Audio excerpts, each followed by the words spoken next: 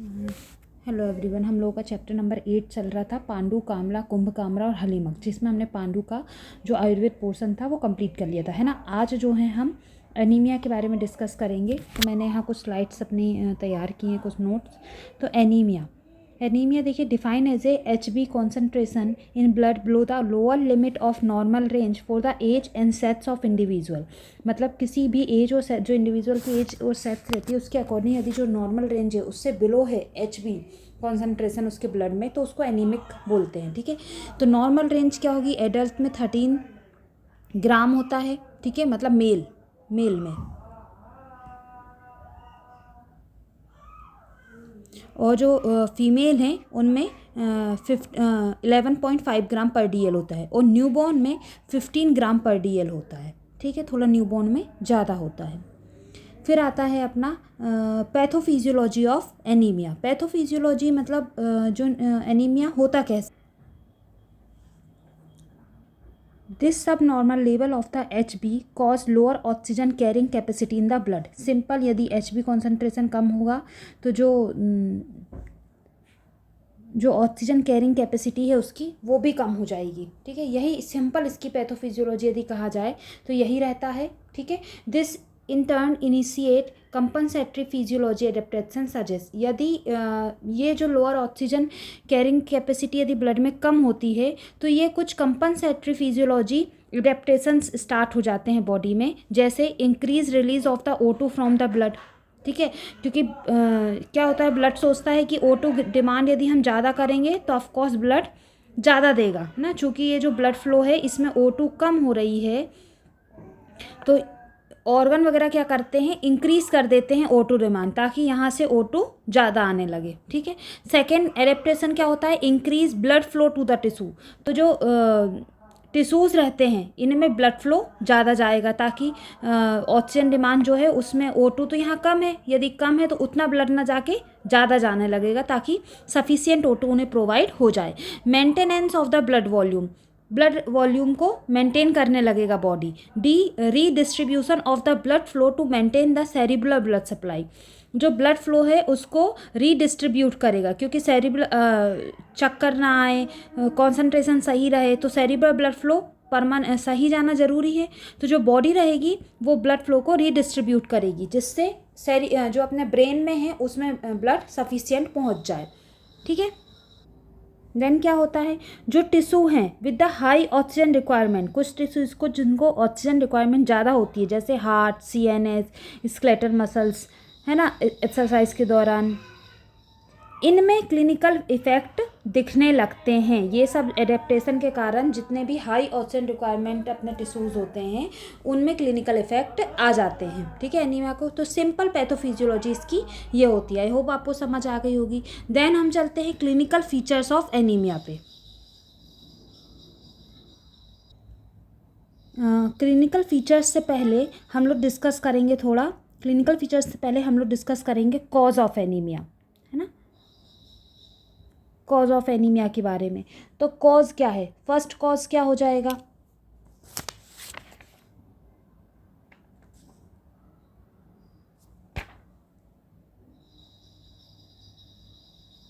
Anaemia due to excessive bleeding, है ना। बहुत ज़्यादा ब्लीडिंग के कारण भी क्या होता है, एनीमिया होता है।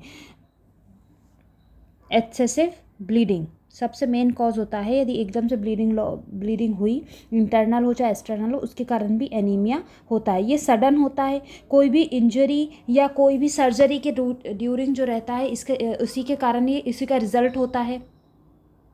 यदि ब्लीडिंग ग्रेजुअल है और रिपीटेड है, क्रॉनिक ब्लीडिंग है ना, जैसे मैस्चुरेशन, हैवी मैस्चुरेशन पीरियड आ रहा हो, कोई डाइजेस्टिव अल्सर हो, यूरिनरी ट्रैक अल्सर हो, इस टाइप की अबनॉर्मलिटी में ग्रेजुअल और रिपीटेटिव ब्लीडिंग होती है। ठीक है, तो ये जो क्रोनिक ब्लीडिंग है ये क्या करेगी, जो आयरन लेवल होता है वो कम करती है, और ये वर्स एनीमिया मतलब ये जो सडन ब्लीडिंग होती है उससे ज़्यादा खतरनाक होती है। ठीक है, क्योंकि जो अपना ब्लड है उसमें ये क्या करती है, आयरन लेवल कम करती है। ठीक है, आयरन लेवल कम करती है। देन दूसरा कॉज क्या होता है, anaemia due to inadequate red blood cell production. एक तो हुआ ब्लीडिंग इंक्रीज हो जाना। दूसरा कॉज क्या होता है, दूसरा कॉज होगा जो अपनी आरबीसी होती हैं उनके प्रोडक्शन में, उनका प्रोडक्शन प्रॉपर नहीं होना, है ना, या तो प्रॉपर नहीं होगा या एडुकेट नहीं होगा, जितना ज़रूरत है उससे कम प्रोडक्शन हो रहा है, तो ये भी दूसरा कॉज होता है। तो मेनली इसमें कौन कौन से एनीमिया आएंगे, इसमें आएंगे आयरन डिफिशियंसी एनीमिया, है ना, विटामिन B12 या फॉलिक एसिड की कमी से कारण जो एनीमिया होते हैं, इन्हीं के कारण जो रहेगा हमारे आरबीसी प्रॉपर नहीं बन पाते हैं, ठीक है। और जो कॉपर होता है ना, बॉडी कॉपर भी एक इम्पॉर्टेंट रोल प्ले करता है एनीमिया में, क्योंकि जो कॉपर रहता है वो हार्मोन्स, स्पेशली जो इरेथ्रोप्रोटीन हार्मोन्स होता है जो अपने रेड ब्लड सेल के प्रोडक्शन को स्टिमुलेट करता है, उसके प्रॉपर बैलेंस के लिए कॉपर बहुत ज़रूरी होता है। तो कई बार कॉपर की कमी के कारण भी एनीमिया होता है, ठीक है। क्रॉनिक इन्फ्लेमेटरी कोई डिसीज़ है जिसके कारण रेड ब्लड सेल प्रोडक्शन हो रहा हो, जैसे बोन मेरो स्पेशली मेटास्टिक कैंसर हुआ, लाइफोमा हुआ, ल्यूकेमिया हुआ, इसके कारण भी आरबीसी प्रोडक्शन प्रॉपर नहीं हो पाता। तीसरा कारण क्या होता है एनीमिया का, यदि तीसरा कारण देखेंगे तो जो आरबीसी है उनका डिस्ट्रक्शन जो रहेगा, उनका टूटना यदि ज़्यादा हो जाए, anaemia due to excessive red blood cell destruction, ठीक है। ये किसके कारण होगा, नॉर्मली आरबीसी का लाइफ सर्कल कितना होता है, नॉर्मली जो आरबीसी का होता है उनका लाइफ सर्कल 120 डेज होता है, कितना होता है, 120 डेज होता है। यदि जो रेड ब्लड सेल है वो हीमोलाइसिस के कारण प्री मैच्योरली डिस्ट्रॉय हो रही हैं, ठीक है, तो क्या होता है, बोन मेरो उतनी जल्दी न्यू सेल बनाता है, न्यू सेल उतनी प्रॉपर नहीं बन पाती, जिसके कारण क्या होता है, एनीमिया होता है। इसको हीमोलाइटिक एनीमिया बोलते हैं, ठीक है। इसको कौन सा बोलेंगे, haemolytic anaemia. Hemolytic anemia is uncommon compared with the anemia caused by the excessive bleeding and decreased red blood cell production. इन दोनों की अपेक्षा जो hemolytic anemia होता है वो प्रॉपर कम पाया जाता है, ठीक है। और फिर चौथा कॉज होता है cause of iron deficiency anaemia. चूँकि इसको आरबीसी प्रोडक्शन कम होने में ही रखा गया है, पर चूँकि ये इतने ज़्यादा मात्रा में ये पाया जाता है, सबसे कॉमन जो कॉज होता है वो आयरन डिफिशियंसी होता है, इसलिए इसको अलग ही लिस्टेड कर दिया गया है। आयरन डिफिशियंसी एनीमिया जो अपना आयरन स्टोर होता है ना, जो भी आरबीसी प्रोडक्शन के लिए नीडेड होता है उसका कम होने के कारण होता, ठीक है। तो देन ये जो थे हमने जो भी कॉज थे, है ना, आयरन डिफिशियंसी एनीमिया हो, चाहे आरबीसी डिस्ट्रक्शन इंक्रीज़ हो, आरबीसी प्रोडक्शन डिक्रीज़ हो, ब्लीडिंग इंक्रीज़ हो, है ना, इन सब के हमने कॉज कर लिए। तो मेनली जो है कॉज को 4 टाइप में डिवाइड कर दिया गया है। देन अगला आता है कॉज के अकॉर्डिंग भी एनीमिया का क्लासिफिकेशन हो जाता है। तो क्लासिफिकेशन ऑफ एनीमिया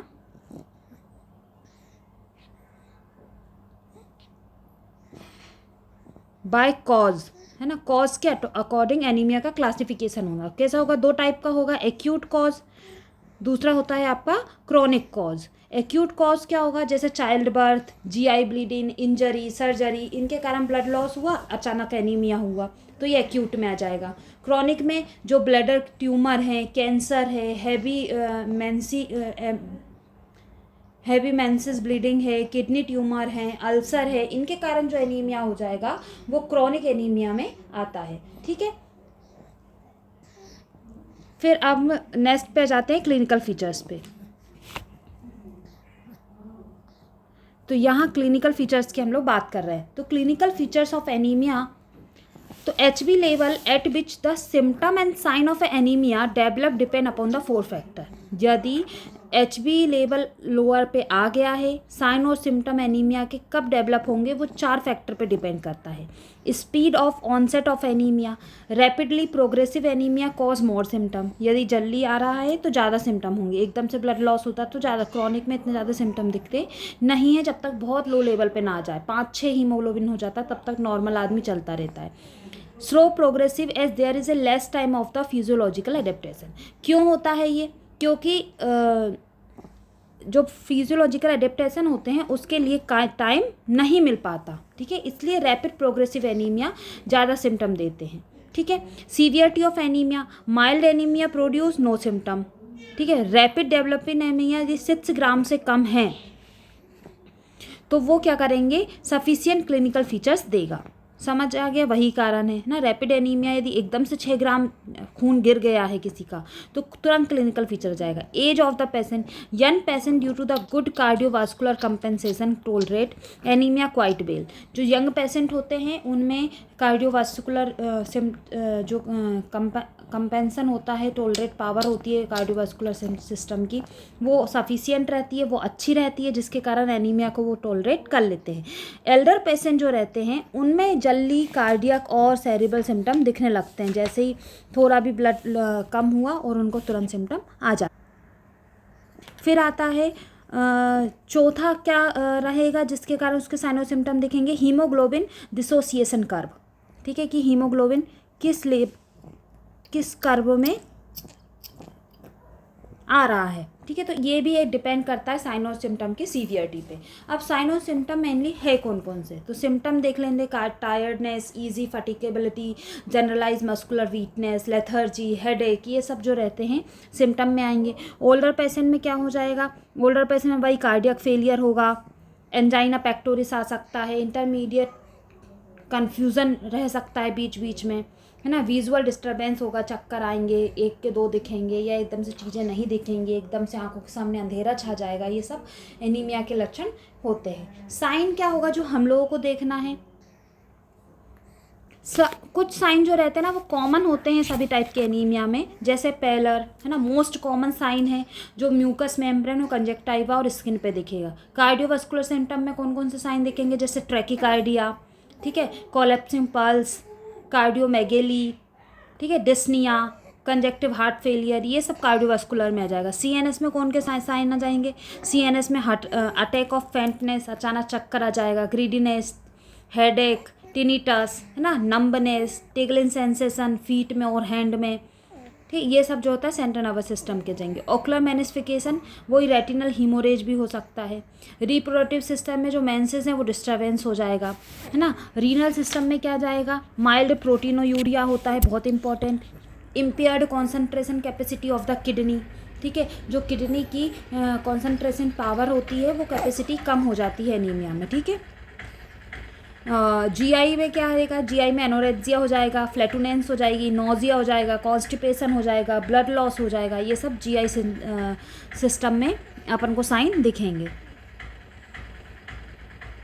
फिर इन्वेस्टिगेशन, कोई भी आपके पास एनीमिक पेशेंट आया है तो उसके आपको क्या इन्वेस्टिगेशन करना है, सबसे पहले हीमोग्लोबिन एस्टिमेशन करना है, पेरिफेरल ब्लड फिल्म एग्जामिनेशन कर सकते हैं, जैसे abnormalities in erythromycin series of the cell are particularly looked in the blood, ठीक है, जो अपनी रेड ब्लड सेल है उनमें क्या अबनॉर्मलिटी है ये हम पेरिफेरल ब्लड फिल्म में ही देख पाएंगे, है ना। वेरिएशन क्या होता है, जो नॉर्मल सेल होती हैं उनका जो साइज़ होता है वो 6.1 से 7.1 माइक्रोमीटर तक होता है, ठीक है।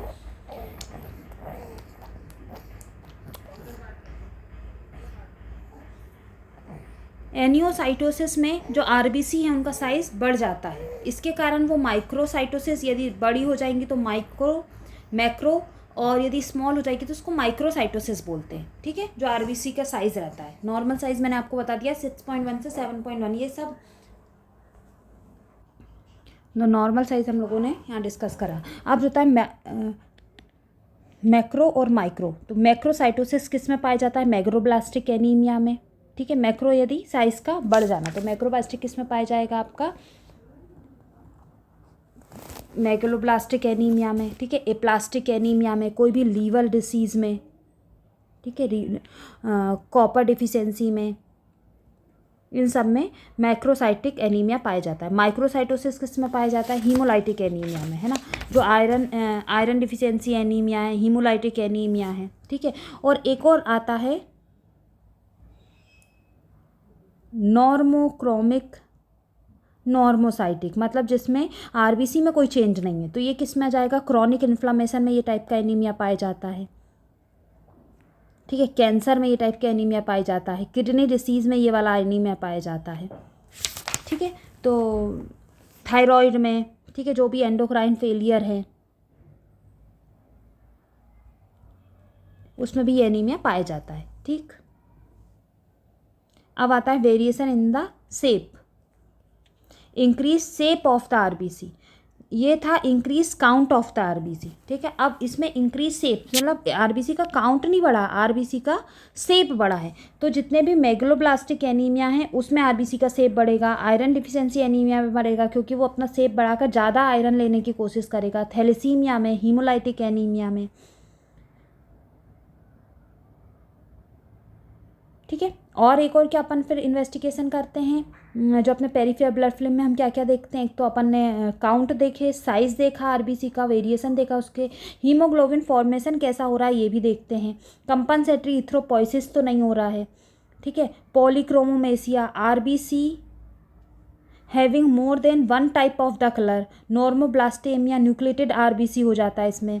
मिसलेनियस चेंजेस में क्या हो जाएगा, सेवरल अब नॉर्मल रेड ब्लड सेल में फाउंड इन डिफरेंट हीमोलॉजिकल डिसऑर्डर, ठीक है, अलग अलग सेल्स पाई जाएंगी। ये में थोड़ा पैथोलॉजी है इसलिए हम पेरिफेरल ब्लड फिल्म एग्जामिनेशन को इतना डिस्कस कर रहे हैं कि एग्जैक्टली उसमें देखते क्या क्या हैं, ठीक है।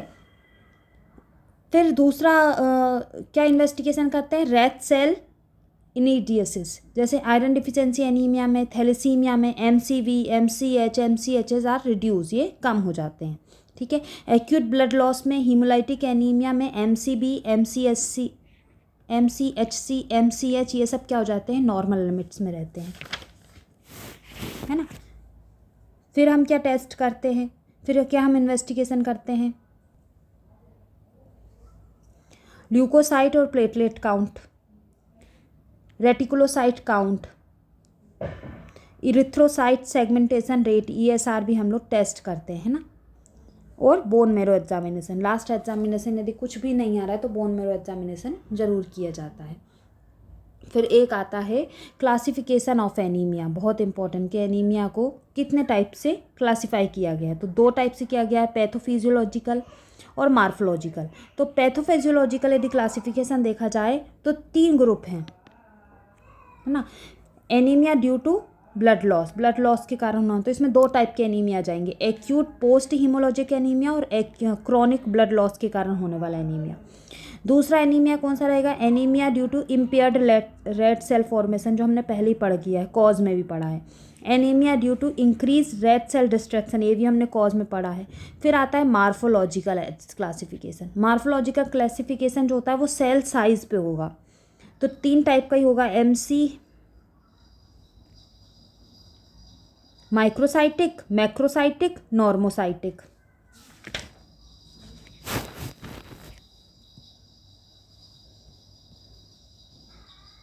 है ना।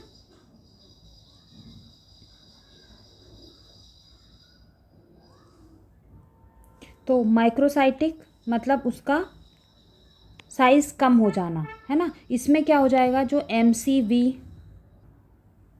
देखो माइक्रोसाइटिक हाइपोक्रोमिक में क्या रहता है, एमसीएच, एमसीएससी और एमसीबी, ये तीनों कम होते हैं। ये किस में होंगे, जितने भी थैलेसीमिया हुआ, आयरन डिफिशिएंसी एनीमिया हुआ, उसमें माइक्रोसाइटिक एनीमिया, हाइपोक्रोमिक एनीमिया मिलते हैं, मतलब उनका कलर भी कम हो जाएगा। नॉर्मोसाइटिक, नॉर्मोक्रोमिक मतलब उनका कलर नॉर्मल है, साइज नॉर्मल है, आरबीसी का किस में होगा, सीए में, क्रॉनिक डिसीज़ में, ठीक है। इन सब में क्या होता है, नॉर्मोसाइटिक, नॉर्मोक्रोमिक एनीमिया पाया जाता है। मैक्रोसाइटिस यानी उनके साइज़ का बढ़ जाना, तो ये किस में आ जाएगा, मेगेरोब्लास्टिक एनीमिया में पाया जाता है। अब यदि हम पांडु रोग की बात करें तो पांडु रोग में हमें एनीमिया से कोरिलेट किया, जिसमें हमने इसकी डेफिनेशन लिखी, कॉज पता करे, साइन सिम्टम पता करे, क्लासिफिकेशन पता करा और इन्वेस्टिगेशन, है ना। तो ये जो है ये सफिशिएंट होता है पांडु रोग के कोरिलेशन में लिखने के लिए। इसके अलावा जो है हम लोगों को फिर यदि डिटेल में पढ़ना है तो फिर हम आयरन डिफिशिएंसी एनीमिया पूरा डिटेल जाएगा, ब्लड लॉस के कारण जो एनीमिया होता है वो आपका अलग जाएगा पूरा। तो ये हम जो है इसका एक अलग ही वीडियो बना लेंगे आज के लिए। अभी यदि हम देखा जाए तो इसके लिए इतना सफिशिएंट है पांडु रोग से कोरिलेशन के लिए। एक जो आखिरी चीज़ है वो मैं बता देती हूँ, एडल्ट रेफरेंस रेंज की बात कर लेते हैं एडल्ट में, है ना। HB मेल और फीमेल, HB कितना रहना चाहिए 3.16 से 15.2 तक, सॉरी 17.2 तक मेल में, और वुमेन में 12 से अब था बिलो कर दिया है 11 to 13 कर दिया है, ठीक है। फीमेल में हेमेटोक्रिट कितना होना चाहिए 39 से 49 मेल में, 33 से 43 होना चाहिए फीमेल में। रेड सेल काउंट कितना होना चाहिए रेड सेल काउंट 4.3 से 5.9 मिलियन होना चाहिए, और 3.5 से 5 पॉइंट जो रहता है वो फीमेल में होता है। रेटिकुलो काउंट जो होता है वो दोनों में सेम ही रहता है 0.5 से 1.5। मीन सेल वॉल्यूम नॉर्मल होता है 82 to 96, ठीक है। मीन कैप्सुलर HB जो रहता है वो 27 to 33। Mean capsular HB concentration जो रहता है वो 33 से 37 रहता है, और RBC डिस्ट्रीब्यूशन विथ जो रहती है वो 11.5 से 14.5 तक नॉर्मल रेंज में होती है। तो ये जो है रेफरेंस रेंज एक बार मैंने डिस्कस कर ली है। एनीमिया में इतना ही। Thank you. नेक्स्ट जो है हम वो कामला लेंगे अगले वीडियो में। Thank you.